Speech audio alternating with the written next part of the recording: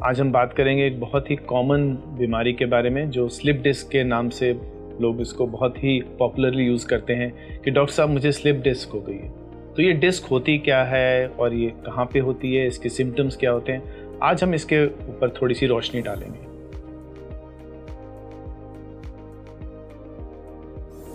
देखिए, समझिए पहली चीज़ कि हर कमर दर्द स्लिप डिस्क नहीं होती है।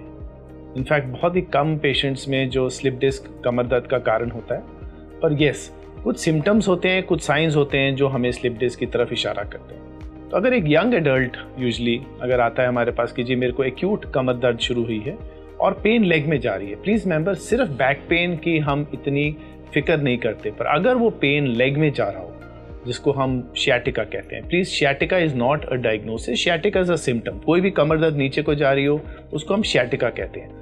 स्लिप डिस्क उसका एक कारण होता है। तो कभी भी कोई इंडिविजुअल आए कि जी डॉक्टर साहब मेरी कुछ हम वेट उठा रहे थे, कहीं झुके थे, कुछ वजन उठा रहे थे या जिम में कोई एक्सरसाइज कर रहे थे, सडनली कमर में हमारी दर्द हुई और पेन लेग में। ज़रूरी नहीं कि कमर उसी टाइम लेग में जाए, कई बार कुछ दिनों के हफ्तों के बाद भी ये पेन लेग में जाना शुरू हो जाता है। फिर कुछ टाइम के बाद पैरों में कई बार कीड़ियाँ चलती हैं, झुंझुनाहट, sometimes there is numbness in some part of the foot, और ऑफ कोर्स कभी वीकनेस वाली स्टेज पे भी पेशेंट आते हैं हमारे पास।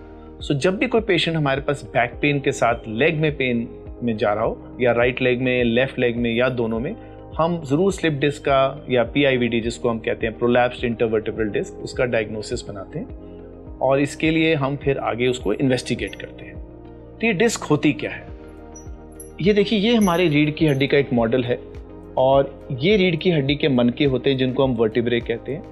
हर दो वर्टिब्रे के बीच में ही एक रबर डिस्क होती है जो एक वॉशर जैसी चीज़ होती है जो ये कुशन का काम करती है, और इसके अंदर से पीछे से हमारी एक नस जारी होती है जिसको हम स्पाइनल कॉर्ड कहते हैं, जो गर्दन से शुरू होकर पूरी नीचे तक जाती है, और इसके साथ साथ ये नर्व रूट्स निकलती हैं जो डिस्क के बिल्कुल साथ में, बगल में वो नर्व्स डिस्क के साथ टच होकर निकलती है। तो क्या होता है, कई बार कुछ सडन मूवमेंट्स के साथ ये डिस्क अपनी जगह से उसका मटेरियल लीक आउट हो जाता है। जैसे टूथपेस्ट है, आप ट्यूब दबाएंगे टूथपेस्ट बाहर आ जाएगी, ऐसी एक जेली जैसी चीज़ बाहर आ जाती है और वो नर्व को टच करती है।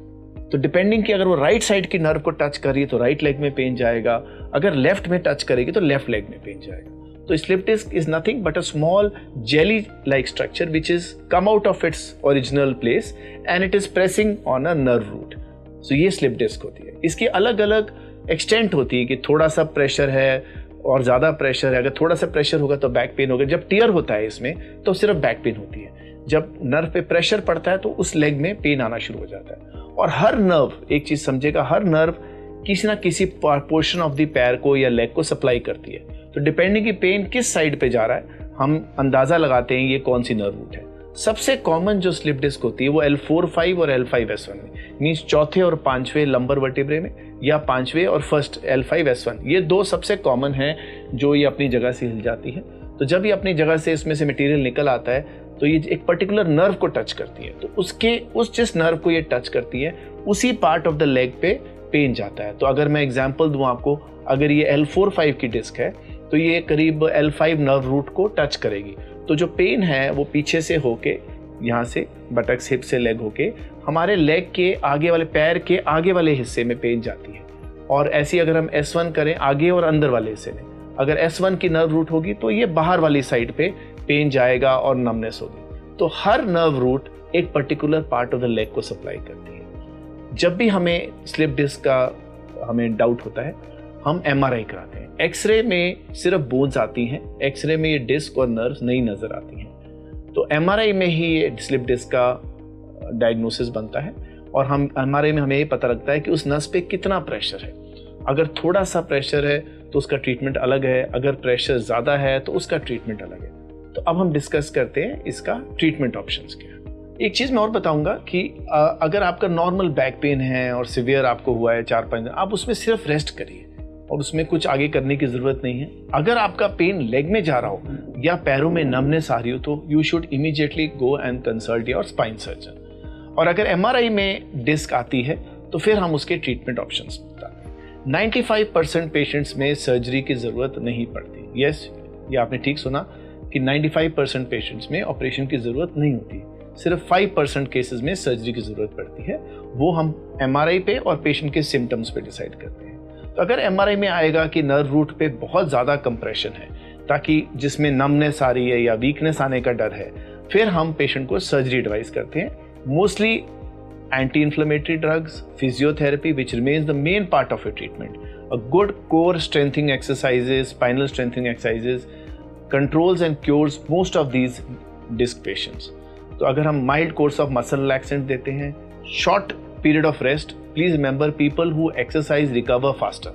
वो ज़माना निकल गया जब पुराने ज़माने में कहते थे जी खींच डाल के रख दो, पेशेंट को 3 हफ्ते बेड पे रखो। अब वैसा नहीं है। People who exercise recover much faster. और physiotherapy combined with spinal strengthening exercises, combined with weight reduction and mild course of muscle relaxant, this works in most of the cases. पर हाँ, अगर आपके पैरों में numbness, weakness आ रही है या MRI में एक बहुत बड़ा डिस्क होता है, तब हम इसको सर्जरी एडवाइस करते हैं। और ये बहुत ही सेफ, प्रिडिक्टेबल और बड़ी ही इफेक्टिव सर्जरी है। इसमें हम कोई ज़्यादा इसमें कॉम्प्लिकेशंस भी नहीं है बिल्कुल भी। हम छोटे से इंसिजन के साथ जाते हैं कमर में और माइक्रोस्कोप के साथ हम उस पोर्शन, जो डिस्क का पोर्शन निकल गया है, वो जो नस पे प्रेशर डाल रहा है, उसको हम हटा देते हैं। जैसे मैं एग्जांपल वही दिया, टूथपेस्ट की ट्यूब दबाई, टूथपेस्ट बाहर आ गई, आप टूथपेस्ट को वापस ट्यूब में नहीं डाल सकते। जो ये मटेरियल लीक आउट हो गया है बाहर, हम और जो नस पे प्रेशर डाल रहा है, हम पीछे से जाके उसको, उस नर्व को हटा के जो डिस्क मटेरियल उस पर प्रेशर डाल रहा है उसको हटा देते हैं। The same day of the surgery, patient is walking, and by second or third day, we send the patient home, and he can resume his activities or his work by 7 to 10 days. Yes, he should do his weight reduction and exercises later on. पर जैसे मैंने बताया, इसकी कोई morbidity नहीं होती, patient को कोई problem नहीं होती. They can even go back to their professional level of playing games or whatever physical activity. छोटा सा incision होता है, bloodless, painless surgery है, and patient is walking next day. Sometimes we send the patient even next day home. So please अपनी back pain को ignore मत करिए, खासकर अगर आपका पेन लेग में जा रहा है या पैरों में नमनेस आ रही है। Do consult your spine surgeon. अगर ज़रूरत पड़े तो एमआरआई कराइए और अपना ट्रीटमेंट ऑप्शंस अपने डॉक्टर से डिस्कस करिए। So stay healthy, keep your weight in check.